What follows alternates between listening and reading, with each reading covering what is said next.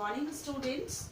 Now come to the second form of organization, that is partnership.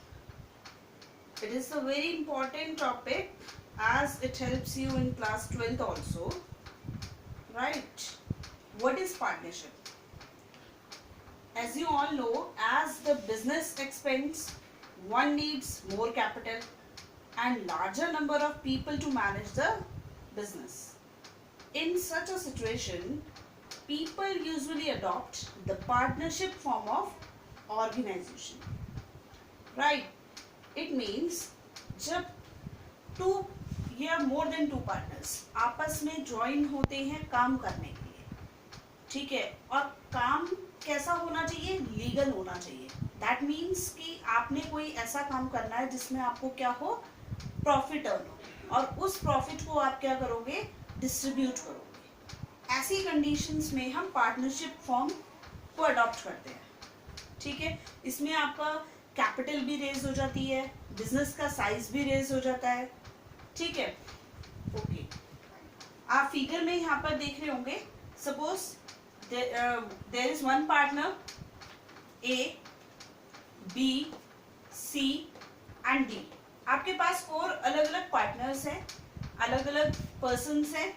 ये लोग आपस में ज्वाइन हो रहे हैं. ज्वाइन क्यों हो रहे हैं? बिजनेस चलाने के लिए ज्वाइन हो रहे हैं. और बिजनेस जो है वो प्रॉफिट मोटिव से ही किया जा रहा है कि हम जो बिजनेस चलाएंगे वो प्रॉफिट उसमें हमें अर्न होना चाहिए. ठीक है, आप देख रहे होंगे जब ये अलग अलग हैं तो इनको हम बोलते हैं पार्टनर्स. राइट? और जब ये एक साथ जुड़ जाते हैं तो इनको हम क्या बोलते हैं? पार्टनरशिप फर्म बोलते हैं. Clear? Persons who have entered into the partnership with one another are individually called partners. ये individual basis पे हो गए, इनको हमने क्या बोला? Partners बोला.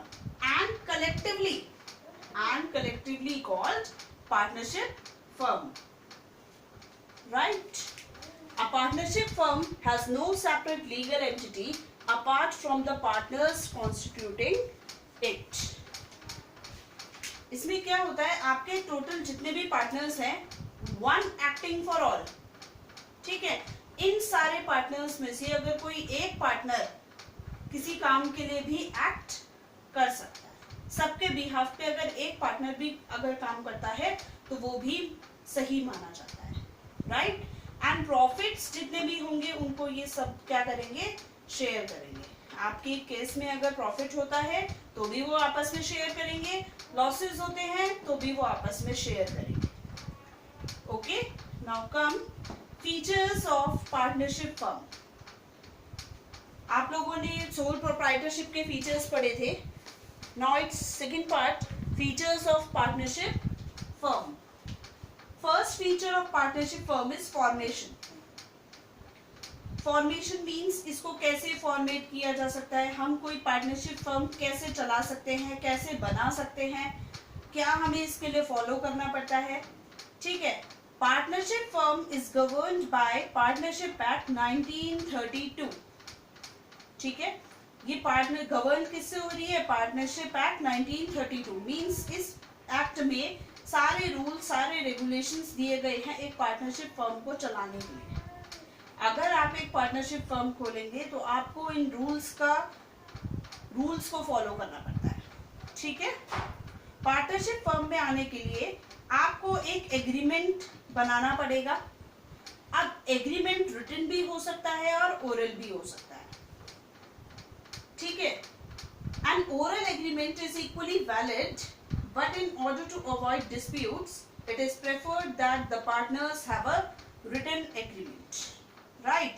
अगर आप क्या कर रहे हो? चैरिटेबल एक्टिविटी के लिए भी चैरिटेबल एक्टिविटी करना चाहते हो, मीन्स आप आपस में ज्वाइन हुए एक चैरिटेबल के लिए, मीन्स आप कोई ऐसा काम कर रहे हो, आप चैरिटी में देना चाह रहे हो, या आपके पास जितना भी पैसा आएगा वो आप अपने पास नहीं रखोगे, आप उसको बांट देना चाहते हो. ऐसे केसेस में आपकी पार्टनरशिप फर्म नहीं होती, नहीं मानी जाती.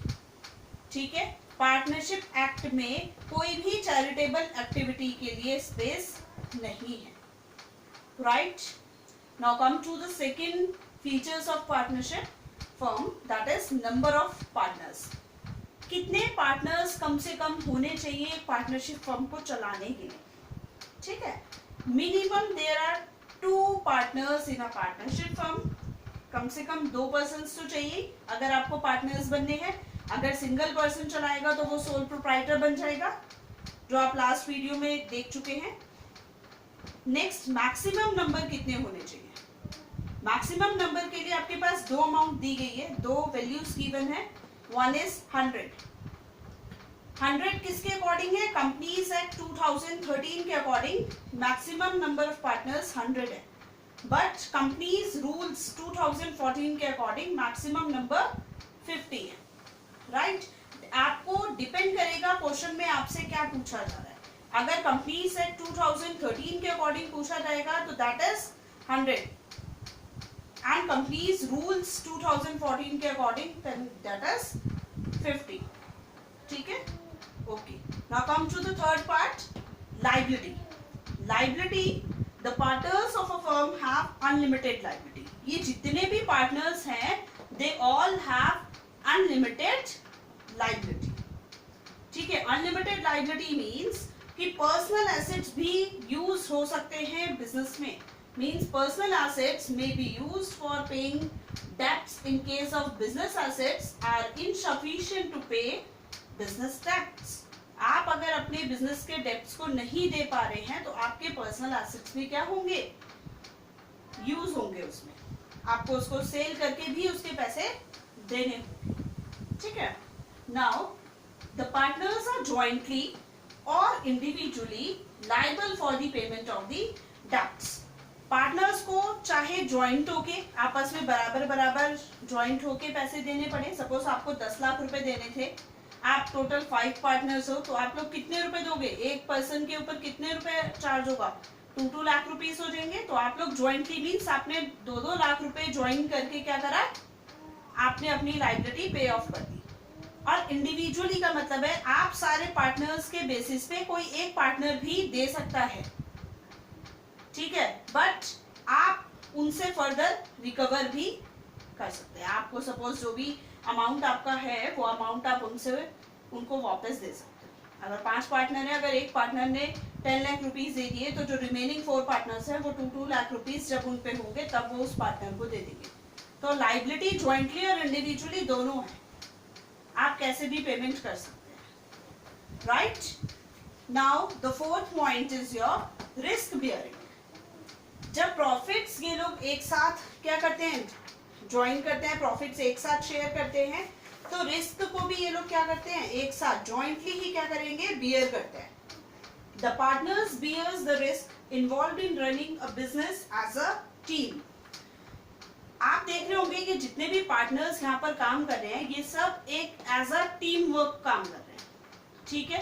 इनमें कोई भी ऐसा नहीं बोलेगा कि ये मेरा काम है, ये मैंने ही करना है, या ये आपका काम है, ये आप ही ने करना है, ऐसा नहीं है। इसमें क्या होगा? इनको जितना भी रिस्क होगा ये एक साथ ही बियर करना है, ये एज अ टीम यहाँ पे वर्क कर, ठीक है। The reward comes in the forms of profit which are shared by the partners in the agreed ratio. जिस भी रेशो में इन लोगों ने पैसे स्टार्टिंग में बिजनेस में लगाए होंगे उसी के अकॉर्डिंग ये क्या कर सकते हैं? प्रॉफिट्स को भी शेयर करते हैं। Now come to the fifth point, decision making and control.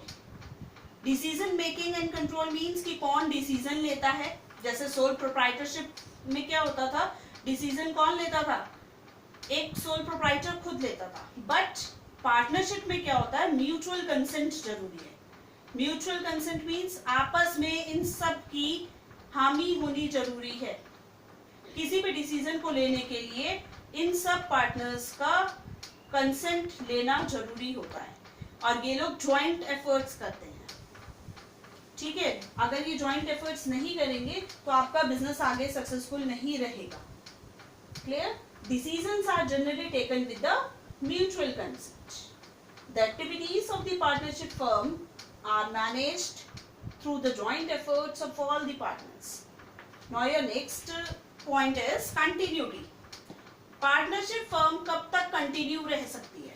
हमने सोल प्रोप्राइटरशिप में क्या पढ़ा था कि आपका जो सोल प्रोप्राइटर है वो लॉन्ग टर्म तक नहीं चला पाता क्योंकि वो अकेला होता है, ठीक है, सोल प्रोप्राइटर खुद ही सब कुछ मैनेज करता है। अब सपोज आपके पास ये 4 पार्टनर्स हैं, इनमें से किसी एक पार्टनर की सपोज क्या हो जाती है, डेथ हो जाती है, तो इस कंडीशन में आपके रिमेनिंग 3 पार्टनर्स क्या करेंगे, बिजनेस चला सकते हैं, फर्म चला पाएंगे, नहीं चलाएंगे, लैक ऑफ कंटिन्यूटी। क्यों? क्योंकि आपने यहाँ पर जो एग्रीमेंट बनाया था वो यहाँ पे क्या हो गया, यहाँ पे डिस्ट्रॉय हो गया, डिसॉल्व हो गया आपका वो एग्रीमेंट यहाँ पर। ठीक है, आपको अब न्यू एग्रीमेंट बनाना पड़ेगा रिमेनिंग पार्टनर्स के साथ। ठीक है, अगर आपका ये फर्स्ट एक पार्टनर हट जाता है तो बाकी रिमेनिंग 3 पार्टनर्स जो होंगे वो क्या करेंगे, रिमेनिंग पार्टनर्स में continue the partnership firm with the new agreement, एक नया एग्रीमेंट बनाएंगे और उसके अकॉर्डिंग वो उसको स्टार्ट कर सकते हैं। Now the next point, mutual agency. Mutual agency means कि म्यूचुअल एजेंट है। ठीक है, आप देख रहे होंगे कि आपके पास 4 पार्टनर्स थे या 3 पार्टनर्स हैं जिसके अकॉर्डिंग आप पार्टनरशिप फर्म चला रहे हैं, तो म्यूचुअल कंसेंट जरूरी था, म्यूचुअल एजेंट जरूरी है। तो हर एक पार्टनर क्या होता है, इसमें प्रिंसिपल और एजेंट की तरीके से काम करता है। Principal and agent means 4 partners हैं, अगर मैं किसी एक पार्टनर को किसी पार्टी से बात करने के लिए भेज सकती हूँ। ठीक है, अब 4 पार्टनर्स हैं तो कोई भी एक पार्टनर जाके आपका जो भी बात करनी है वो एक अकेला भी जाके कर सकता है, जरूरी नहीं है कि चारों को ही जाना पड़ेगा। कोई भी मेजर डिसीजन है एक पार्टनर भी ले सकता है, but with the consent of other partners, right. But अगर कोई पॉइंट देना है, कोई अमाउंट देनी है, तो एक जना भी जाके वो काम कर सकता है। सबके बिहाफ पे एक जने के सिग्नेचर भी चल सकते हैं। ठीक है, the business of the partnership concern may be carried on by all the partners or any of them acting for all। ये पॉइंट आप यहां से भी लिंक कर सकते हैं, one acting for all। one acting for all means कि काफी 4 पार्टनर्स के बिहाफ पे कोई एक पार्टनर भी काम कर सकता है। ठीक है, पार्टनरशिप फर्म में जितने भी पार्टनर्स आपके काम करते हैं ये सब अपना अपना अमाउंट, अपनी अपनी कैपिटल इस बिजनेस में लगाते हैं। ठीक है, इसकी वजह से ये फर्म का साइज जो होता है वो बड़ा हो जाता है, बड़ा बिजनेस हो जाता है। ठीक है, तो पार्टनरशिप फर्म जो होती है वो मोस्टली ऐसे केसेस पे की जाती है जहां पर बिजनेस का साइज जो होता है वो बड़ा होगा। ठीक है, तो इस कंडीशन में आप यहाँ पर चेक कर लेना, जितने भी आपके पार्टनर्स हैं, ओवरऑल जितने पार्टनर्स हैं ये एक फर्म के अंदर काम कर रहे होंगे, ये अपनी गुडविल और अपना अमाउंट ऑफ कैपिटल दोनों लेके आते हैं साथ में। हर एक की अपनी अलग अलग सोच है और यही सोच मिलके एक अच्छी सोच बन जाती है, एक मेजर डिसीजन लेने के लिए कैपेबल होते हैं। जबकि सोल प्रोप्राइटरशिप में ऐसा नहीं था, वहां पे एक डिसीजन गलत होने से काफी सारी प्रॉब्लम्स आ सकती थी। लेकिन पार्टनरशिप में अगर जितने भी पार्टनर्स आप ले रहे हैं सबके कंसेंट जरूरी होते हैं, सबका अपना अपना सोचने का तरीका है, उन सबके सोचने के तरीके से आप अपने बिजनेस को चलाते हैं, जिसकी वजह से पार्टनरशिप फर्म अच्छी चल सकती है। ठीक है, now review the topic partnership. Features of partnership firm, they are formation, it is governed by Partnership Act 1932, it may be started with the help of an agreement। ठीक है, एक एग्रीमेंट चाहिए होता है, whether it is written or oral। ठीक है, number of partners minimum is 2 and maximum 150, liability is unlimited, risk bearing jointly, decision making and control, कौन लेता है डिसीजन, सबके कंसेंट जरूरी है, that means mutual consent and joint efforts. Continuity, lack of continuity, continue नहीं कर सकते हैं, अगर एक की डेथ होगी, इंसैनिटी होगी, इलनेस हो गया, तो इस कंडीशन में आपको पार्टनरशिप फर्म हटानी पड़ेगी, आपका जो प्रीवियस एग्रीमेंट था उसको डिसॉल्व करना पड़ेगा और न्यू एग्रीमेंट के बेसिस पे आप अपने फर्म को आगे कंटिन्यू कर सकते हैं। And mutual agency, each partner is acting as a principal and agent, right? Okay, now advantages of a partnership firm we will discuss on the next video. Thank you class.